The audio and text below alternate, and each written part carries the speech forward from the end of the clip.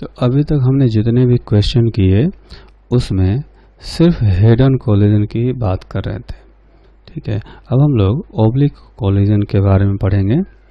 तो इसके लिए हम लोग ऐसा करेंगे कि पहले दो बॉल्स लेते हैं, एक बॉल ये हो गया और दूसरा बॉल ये हो गया, ठीक है। मान लेते हैं कि इनका जो लाइन ऑफ इम्पैक्ट है वो लाइन ऑफ इम्पैक्ट कुछ ऐसा है। लाइन ऑफ इम्पैक्ट ये हो गया, इसमें से एक बॉल जा रहा है इधर u1 वेलोसिटी से और दूसरा बॉल जा रहा है इधर u2 वेलोसिटी से, ठीक है। अब ये मान लेते हैं कि अल्फा 1 एंगल पर जा रहा था और ये अल्फा 2 एंगल पर जा रहा था, ठीक है।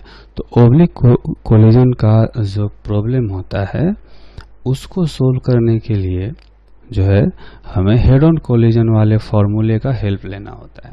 तो पहले हम लोग क्या करते हैं कि ऑब्लिक कोलिजन को हेड ऑन कोलिजन में कन्वर्ट करते हैं, ठीक है।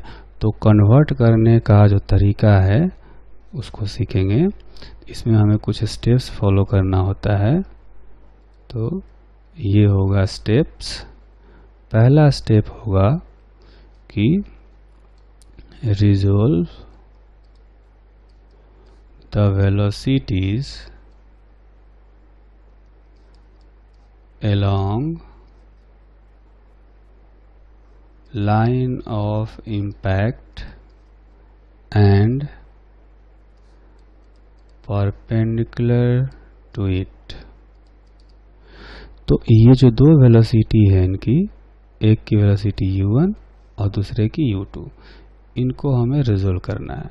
तो u1 का कंपोनेंट इधर आएगा u1 cos अल्फा 1 और इधर आएगा u1 cos u1 sin alpha 1, ठीक है। इधर आ जाएगा u1 sin अल्फा 1। उसी तरह से u2 को रिजोल्व करेंगे तो लाइन ऑफ इम्पैक्ट के पैरेलल आएगा u2 cos अल्फा 2 और परपेंडिकुलर आएगा u2 sin अल्फा 2, ठीक है। ये कंपोनेंट हो गए। अब हमें क्या करना है कि इनमें से जो परपेंडिकुलर वाला कंपोनेंट है उसको छोड़ देना होता है। तो पहला स्टेप हमने कंप्लीट कर लिया यहाँ पर, ठीक है। उसके बाद जो दूसरा स्टेप है वो ये होता है कि consider only component of velocities which are parallel to line of impact and leave the components which are perpendicular to the line of impact, which are perpendicular to line of impact। तो अगर इसको figure से समझें तो हम लोग क्या करेंगे कि इसमें सिर्फ पैरेलल वाला कंपोनेंट, लाइन ऑफ इम्पैक्ट के पैरेलल वाला कंपोनेंट रखेंगे, है ना। ये मान लेते हैं कि m1 मास का था और ये m2 मास का, तो ये वाला कंपोनेंट रखेंगे, ये वाला रखेंगे, ठीक है। तो इधर लिखेंगे u1 cos अल्फा 1, इसका हो जाएगा u2 cos अल्फा 2। ये m1 मास का बॉल हो गया, ये m2 मास का बॉल हो गया, ठीक है। इसमें परपेंडिकुलर वाला कंपोनेंट जो है इनको हमने छोड़ दिया। वो इसलिए कि परपेंडिकुलर वाली वेलोसिटी चेंज होती नहीं है, क्योंकि जो फोर्स लगता है वो लाइन ऑफ इम्पैक्ट के पैरेलल लगता है। तो मोमेंटम भी या वेलोसिटी भी लाइन ऑफ इम्पैक्ट के पैरेलल ही चेंज होता है, परपेंडिकुलर वाला कंपोनेंट वैसे का वैसे ही रहता है। ठीक है, तो जो कंपोनेंट परपेंडिकुलर डायरेक्शन में है उनको वैसे ही छोड़ देंगे, जो चेंज होने वाले हैं जो कि पैरेलल डायरेक्शन में है उनको हम लोग रखते हैं, उनको कंसीडर करते हैं। तो अब देखेंगे कि इनकी वेलोसिटी हमने पता कर ली। ठीक है, तो अगर कोलिजन से पहले लाइन ऑफ इम्पैक्ट के पैरेलल इनकी वेलोसिटी इतनी थी, तो कोलिजन के बाद कितनी होगी ये हमें अब पता करना चाहिए। तो तीसरे स्टेप में हम लोग क्या करते हैं कि बाय यूजिंग द कॉन्सेप्ट कर सकते हैं या फॉर्मूले कर सकते हैं, फॉर्मूले ऑफ हेड ऑन कोलिजन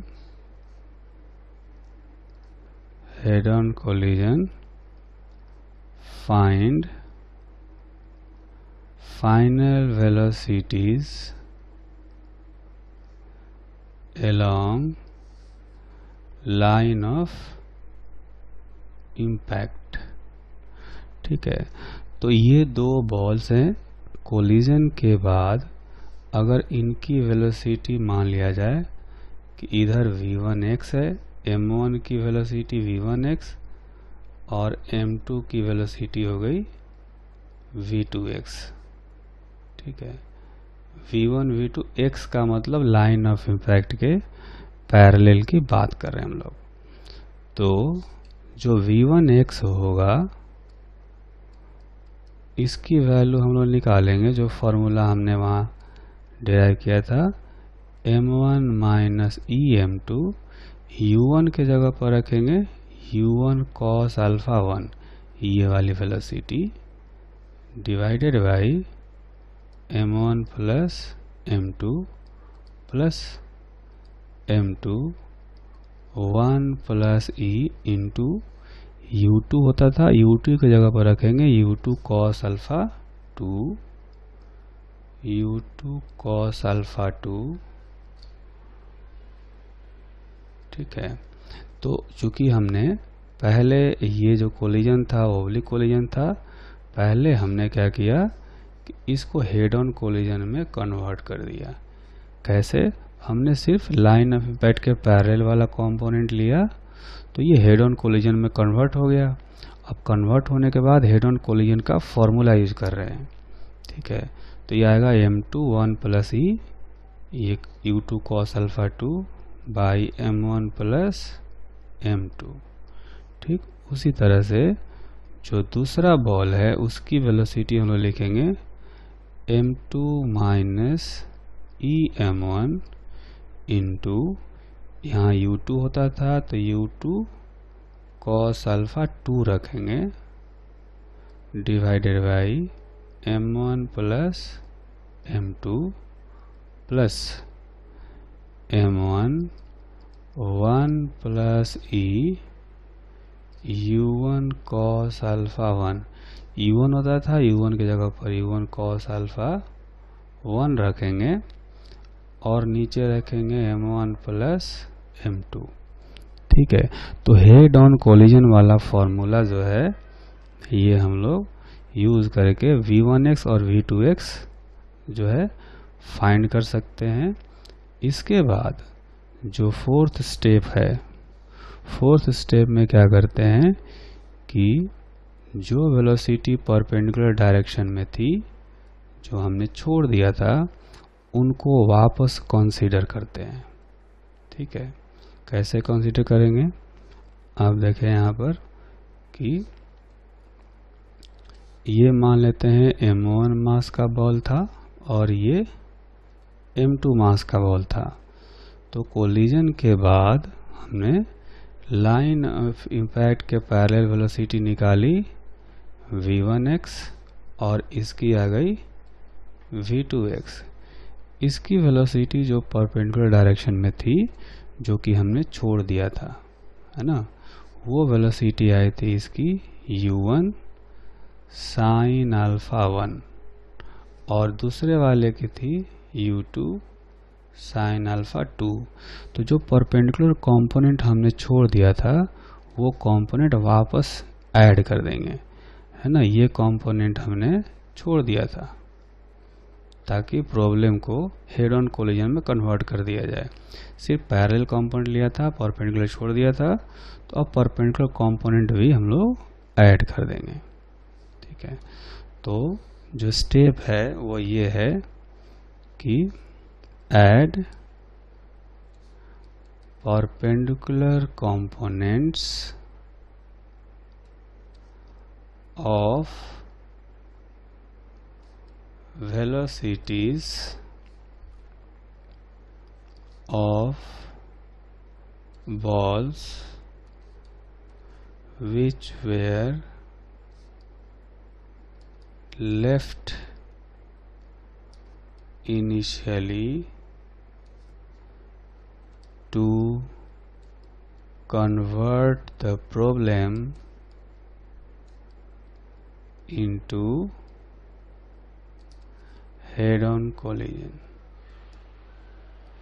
है ना। जो ओब्लिक कोलिजन था उसको हेड ऑन कोलिजन में कन्वर्ट करने के लिए हमने परपेंडिकुलर कंपोनेंट छोड़ दिए थे, वापस उनको ऐड कर देंगे। तो ऐड करने के बाद क्या होगा कि अब इनकी रिजल्टेंट वेलोसिटी निकाल सकते हैं।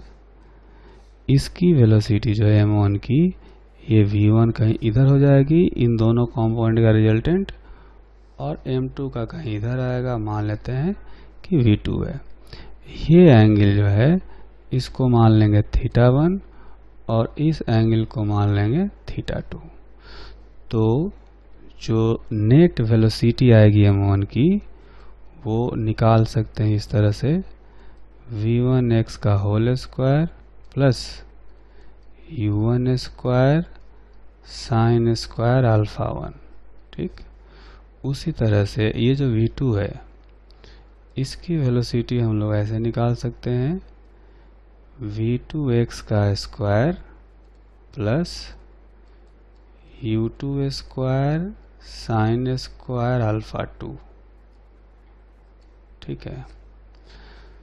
तो यहाँ से हमने क्या किया कि जो दो कोलाइडिंग बॉडीज हैं उनकी वेलोसिटी फाइनली हमने फाइंड कर ली, मैग्नीट्यूड ऐसे फाइंड कर लिया।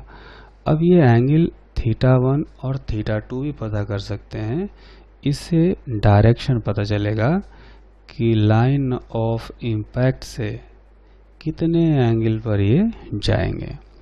तो यहाँ पर अगर आप tan θ1 की वैल्यू निकालेंगे तो ये आएगा परपेंडिकुलर कंपोनेंट बाई पैरेलल वाला कंपोनेंट, तो u1 sine alpha 1 by v1x।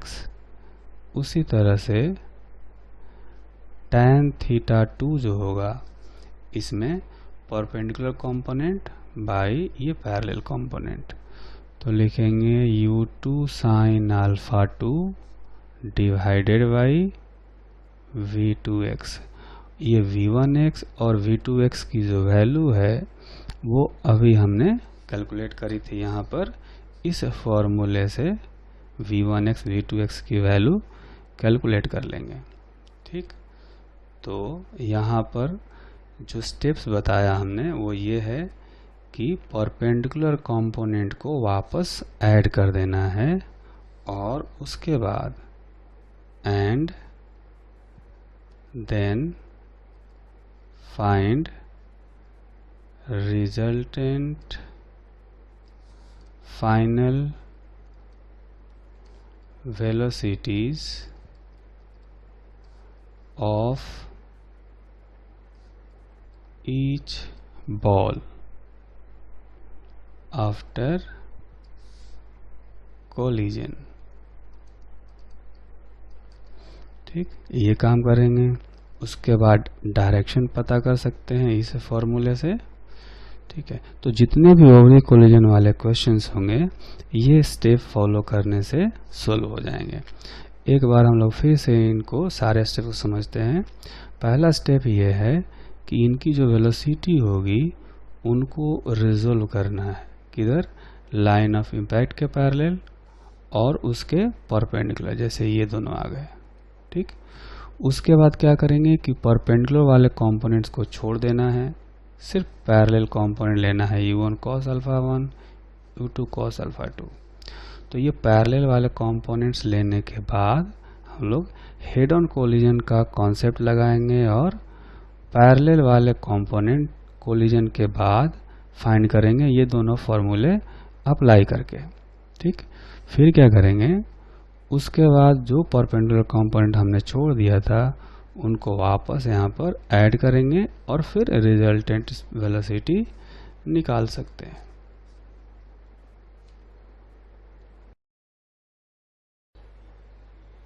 तो ऑब्लिक कोलिजन पर बेस्ड एक एग्जांपल करते हैं।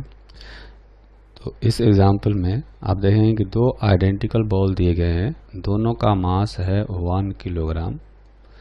एक जो है इनिशियली रेस्ट पर है जो राइट साइड में दिखाया गया है, और जो लेफ्ट साइड में बॉल है वो 10 मीटर पर सेकंड से 37 डिग्री के एंगल पर मूव कर रहा है। ठीक है, इनका line of impact horizontal direction में दिखाया गया है। तो हम लोग सारे स्टेप्स को फॉलो करेंगे। पहले रिजोल्व करते हैं इनको। तो इधर लाइन ऑफ इम्पैक्ट के पैरेलल आएगा 10 cos 37 और लाइन ऑफ इम्पैक्ट के परपेंडिकुलर जो कंपोनेंट आएगा वो आएगा 10 sin 37। ठीक है, अब इस क्वेश्चन को अगर हमें हेड ऑन कोलिजन में कन्वर्ट करना हो तो इसको ऐसे दिखाएंगे कि इसकी लाइन ऑफ इम्पैक्ट के पैरेलल वाली वेलोसिटी होगी 10 cos 37 और इसकी है 0। ठीक है, ये परपेंडिकुलर वाला कंपोनेंट अभी हम लोग छोड़ देते हैं। तो इसके बाद कोलिजन के बाद जो वेलोसिटी होगी v1x है ना, v1x होता है m1 माइनस, इस क्वेश्चन में e का वैल्यू 0.5 दिया गया है। ठीक, तो वैल्यू रखते हैं।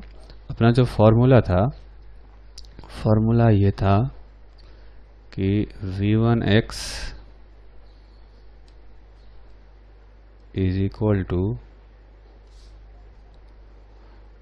m1 minus em2 into u1 cos alpha divided by m1 plus m2। ठीक है, e का वैल्यू है 0.5 और m2 1 plus e u2 cos alpha divided by m1 plus m2। तो अब देखेंगे कि इसमें u2 0 है, इसलिए ये वाला वेलोसिटी ही टर्म ही गायब हो जाएगा। ठीक है, तो m1 का वैल्यू है 1 किलोग्राम, e है 0.5 और m2 भी है 1 किलोग्राम।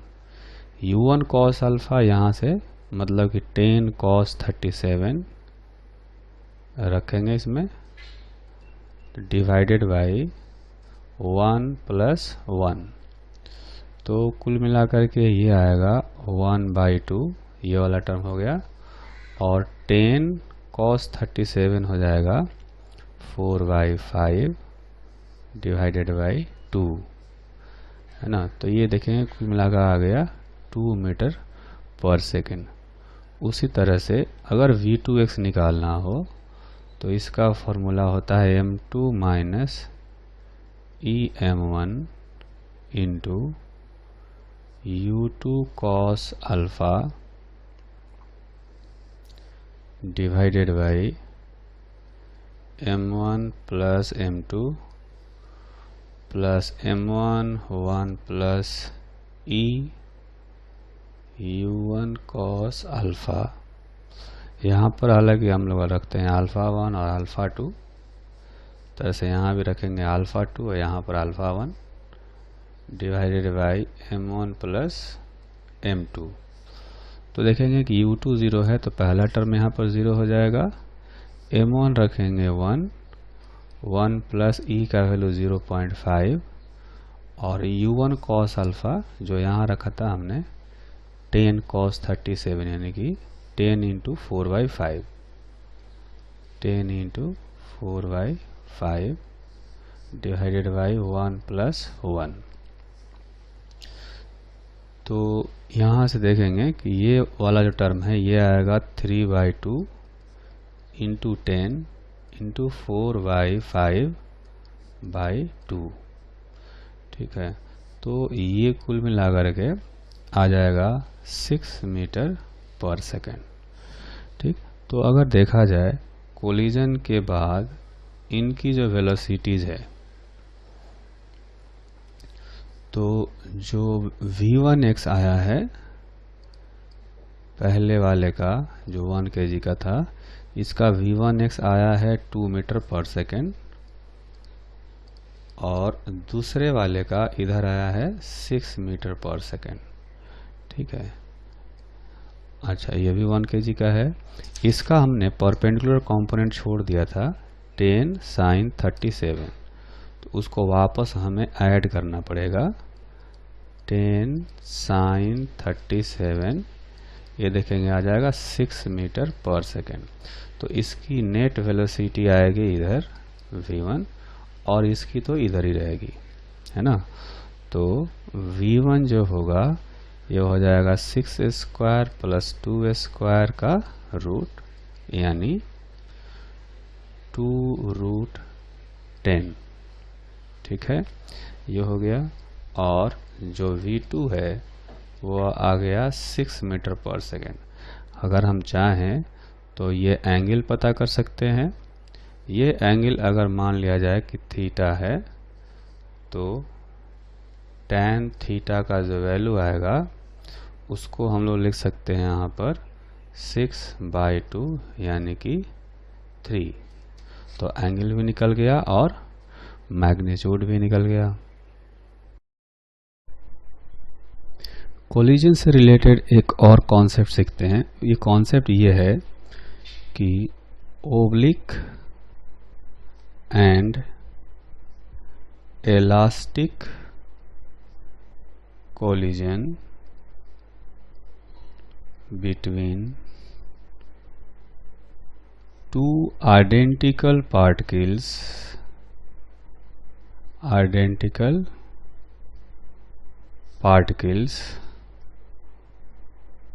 one of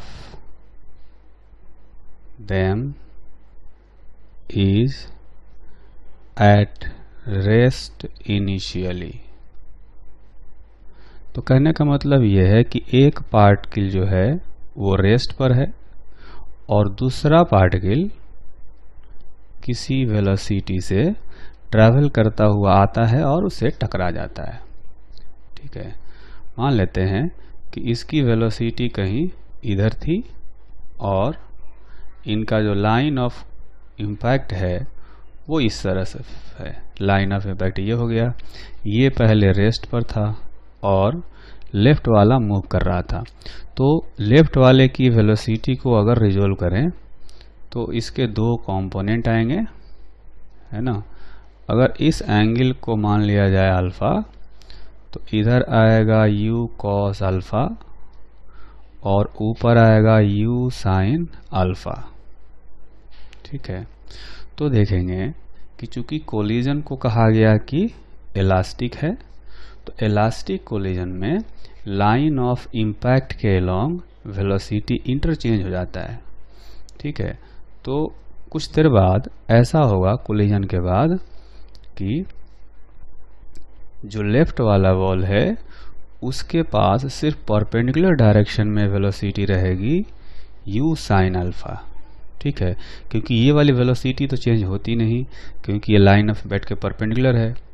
वेलोसिटी अगर चेंज होगी तो लाइन ऑफ इम्पैक्ट के पैरेलल वाले डायरेक्शन में, और पैरेलल वाले डायरेक्शन में क्या होगा कि जो वेलोसिटी है वो इंटरचेंज हो जाना चाहिए, क्योंकि दोनों का मास इक्वल है और साथ में इलास्टिक कोलिजन भी है। ठीक है, तो इसलिए इसको वेलोसिटी मिल जाएगा u cos अल्फा और ये आ जाएगा रेस्ट पर। ठीक है ना, मतलब रेस्ट पर का मतलब है कि इस लाइन ऑफ इम्पैक्ट के अलोंग इसकी जो वेलोसिटी है ये हो जाएगी 0। तो ऐसा देख सकते हैं कि ये दोनों पार्टिकल कोलिजन के बाद परपेंडिकुलर डायरेक्शन में, एक दूसरे के परपेंडिकुलर डायरेक्शन में ट्रैवल कर रहे हैं, है ना। तो इससे एक कंक्लूजन निकाला जा सकता है। कंक्लूजन ये है कि व्हेन टू identical particles